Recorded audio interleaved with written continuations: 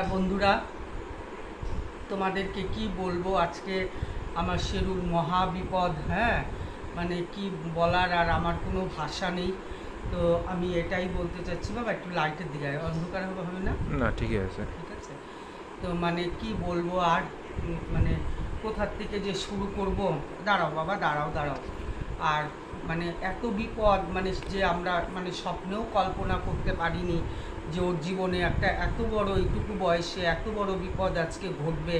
মানে বাঁচারই কথা ছিল না আর কি।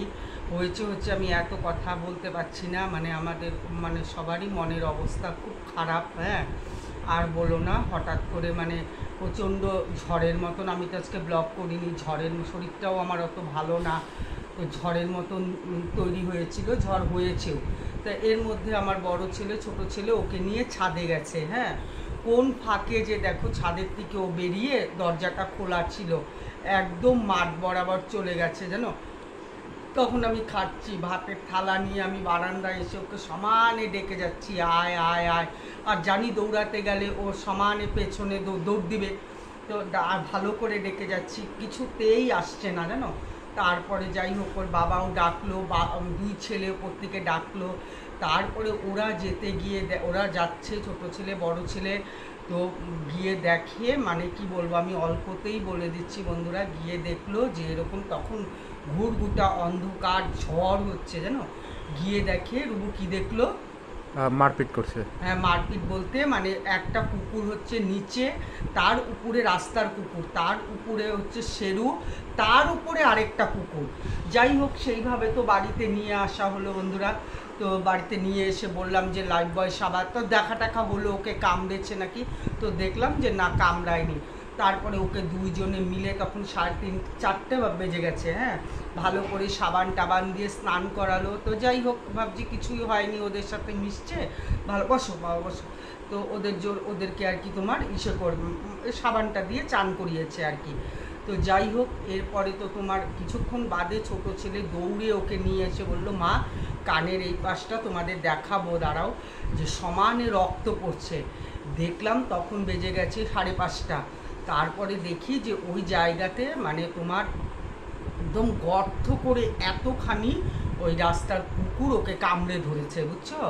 তারপর ওখানে তো চিৎকার চেঁচামেচি কিছুই করেনি।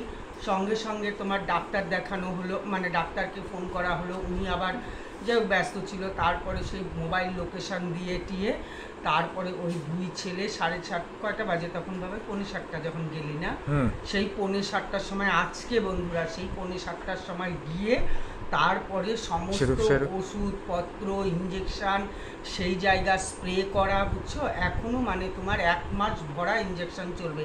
ওকে যে ইঞ্জেকশানটা দেওয়া আছে ওটা যেন আমাদের ক্ষতি না করে, ও কামড় টামড় হাঁচড় টাচড় লাগলে। কিন্তু ওকে যে বাইরের কুকুর কামড়িয়েছে, মানে সেটার জন্য ডাক্তারবাবু আর কোনো রিস্ক নেয়নি। এইরকম পরিস্থিতি জানো, মানে ও আজকে মরার ঘরের থেকে ঘুরে আসছে। হ্যাঁ, মানে কি বলবো। আর তার মধ্যে তো জানো এখানের গরম, আর গলার মধ্যে যেন কি হয়েছে। তো সেটারও মানে সমানে অক করে যাচ্ছে, সেগুলোর ওষুধপত্র সমস্ত কিছু দিয়েছে জানো তো। মানে ভাবলাম যে এরকম তখন দেখানোটা, আমরা তো আর প্রফেশনাল ব্লগার না বলো, তখন দেখাতে পারিনি। তো ছোটো ছেলে বড় ছেলের অবস্থা বোঝোই, আমারও মানে কি বলবো, শরীর খারাপ করে ফেলছে জানো। 7:30টার সময় ওকে নিয়ে গেল, 7:45টার সময়, 7:30টার সময় আমি ঘুমিয়ে পড়েছি। চোখগুলো দেখি মানে 8:30টার সময় ওরা আসছে ওকে নিয়ে। হ্যাঁ, সেই ডাক্তারবাবুর বাড়িও সেই কত দূর। ডাক্তারবাবুও অবাক হয়ে গেছে যে তোমরা স্কুটিতে আসছো না। ওরা তো অ্যাকচুয়ালি বাইক স্কুটি চালাতে পারে না, যেটাই নাইও পারেও না। আর বাইক আছে, সেটা চালানো শেখে নেই আর কি। যাই হোক, তো মানে এই হলো পরিস্থিতি যেন। এত কথা আর বলবো না। এই যে দেখো দুনিয়ার ওষুধপত্র নিয়ে এসছে, এখনও ইঞ্জেকশান একটা দিয়ে আসছে না, একটা ইঞ্জেকশান দিয়ে আসছে। হ্যাঁ, একটা ইঞ্জেকশানে 2টো ডোজ, এবার আরও 4টে বাকি আছে। তো সারা মাসব্যাপী মোটামুটি ওই ইঞ্জেকশানটা হবে আর কি। হ্যাঁ, এই যে দেখো, এই যে এই যে মলম, ওই যে ঘাড়ের ফুটো করে বলছে, এই যে এখানে দেখো শোকে জানো। মানে কি বলবো আর, মানে কিছুই আর বলার ভাষা নেই। এই যে তোমরা দেখো কি পরিস্থিতি করছে, হয়তো কাটা জায়গাটা তারপরে স্প্রে করে দিছে আর কি। এই যে দেখার নিয়ে কোথায় যেন, এই যে দেখো কোন কোন জায়গাটায়? এই যে দেখো, হাত দিয়ে ধরতে পারো, কিছু হবে না। না বাবাই দেখা, তো তুই দেখা, রুবু দেখা। এই যে দেখো সমস্ত স্প্রে করে, এই যে দেখো। মাথাটা না আর তুমি নিচের থেকে দেখো বাবা, এইদিকে আয় তাহলে। না, তারপরে আবার কন্টেন্ট হয়ে যায় না। না কন্টেন্ট, এই যে দেখো কি পরিস্থিতি দেখছো, এই যে এই জায়গাটায় কি অবস্থা, এই যে এখানে স্প্রে করে, হ্যাঁ মানে কি বলবো, এইটুকু বলার জন্যই, এইটুকু মানে কি, তো ভাবলাম আর কি এটাই, যে সব কিছুই তো তোমাদের সাথে হাসি মজাক সবই শেয়ার করি।